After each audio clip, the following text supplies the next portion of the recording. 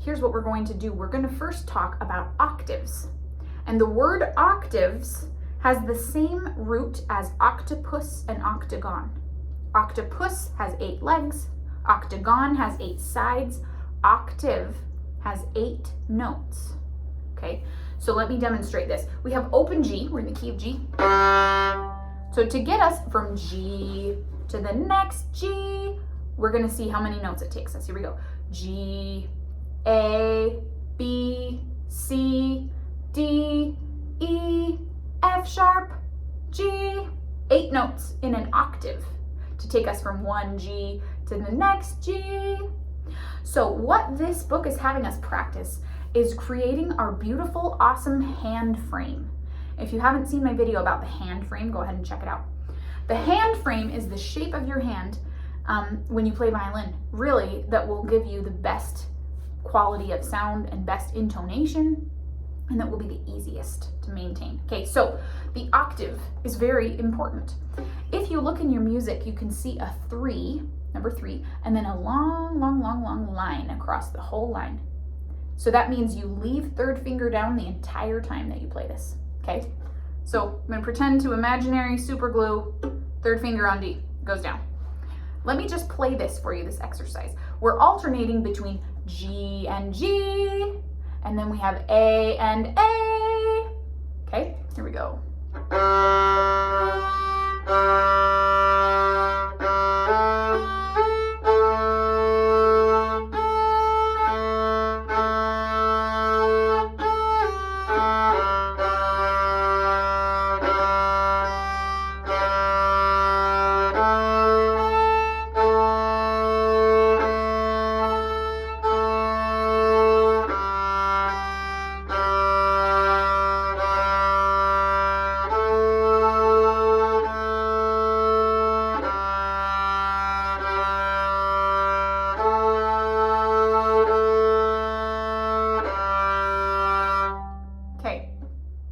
Two most important things when you practice this are, number 1, listening. We're trying to match these notes to each other. So if it's out of tune, you're gonna hear the sound waves kind of, sounds like almost like they're fighting each other. Okay, let me play it for you out of tune. Do you hear the sound waves kind of like zh, zh, zh, zh, zh? Here's the other one. Hear that? And then I move my fingers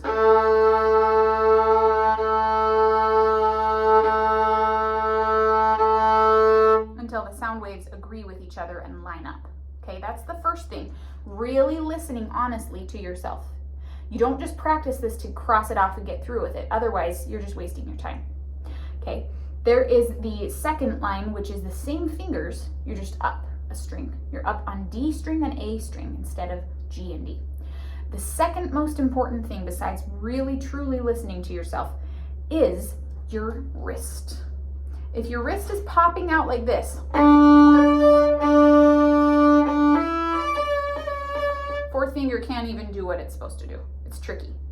But for some reason, our brains, everybody does this.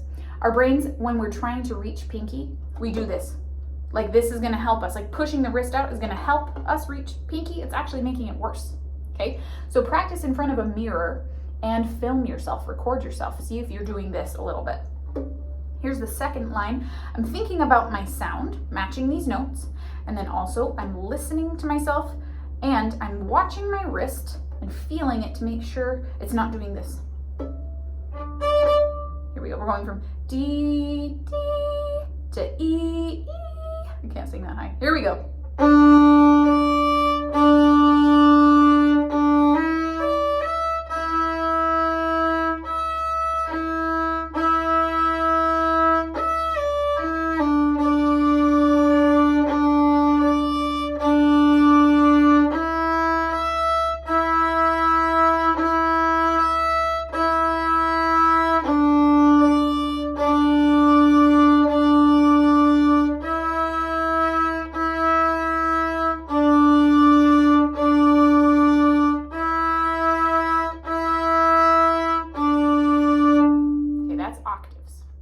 Next up, we have thirds, okay?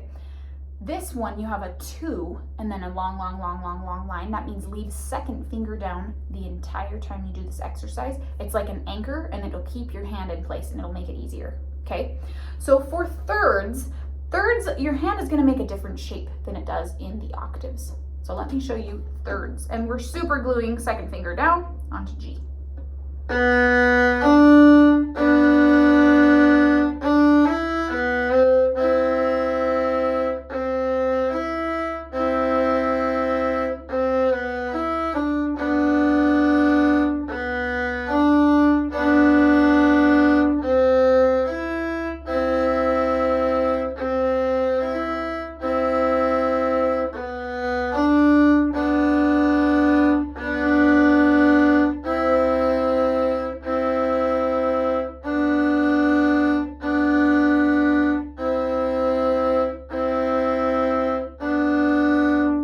Okay, this is tricky in a different way than octaves are. First of all, it's easy to squeeze this hand and really clamp onto the fingerboard. If you do that, you're probably less likely to play it in tune, and it doesn't feel good. It doesn't feel good to clamp down. So make sure as you're practicing these thirds that you're not pressing the string down to the fingerboard as hard as you can. You don't need to do that, especially on this one. Just light finger pressure. So you can, maybe something that helps with this is just bouncing your fingers on the strings like the strings of trampoline.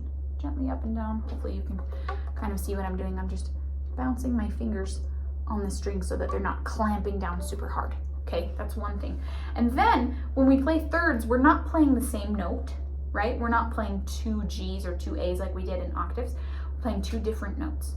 So listening is a little bit different. We're not trying to match the notes exactly, but we're trying to make them sound good together. So let me give you an example of how this sounds when my fingers are not quite in the right spot. Know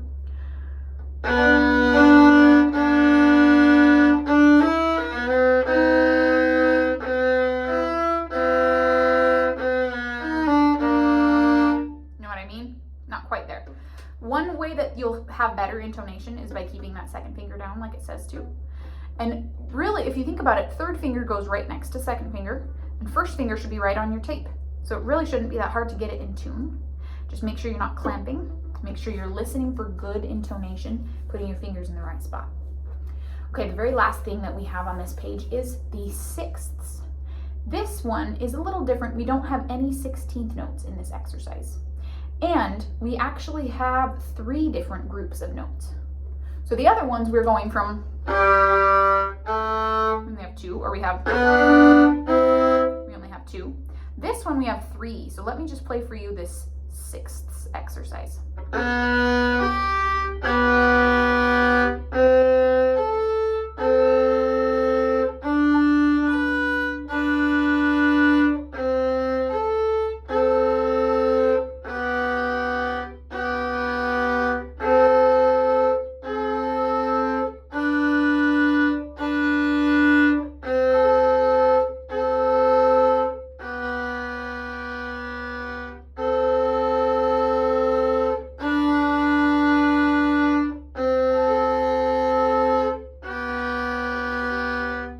We also don't have a finger that we're leaving down this whole time.